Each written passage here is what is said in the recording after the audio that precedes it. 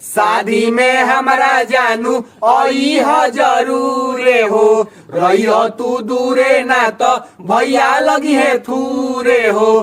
कि अब रोई रोई खई ह रसगुल्ला वाला भर गा पागप, कि अब टूटी जाई है प्यार वाला पुला वाला भर गा पागप।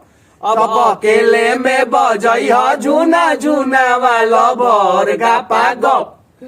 जानू हमनी के लव के थ्रेसर बाबूजी के प्रेशर के चलते बंद हो गई।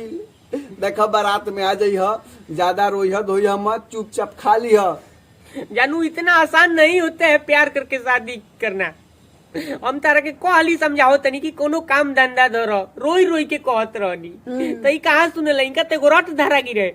जब मन तबे जानू आई लव यू से शादी हो जाई। हम नु पिघलब, हमार बाबू ने नु पिघली है। जानू हो हमरा बियाह में जरूर आई हो, न तो हम सेनुरो ना करवाई। तू सोचवा बैठा रह बनू हो तो दोसरो डाली तो लागी कि तू ही डालत रह सेनुर। ओके टाटा बाय बाय खत्म।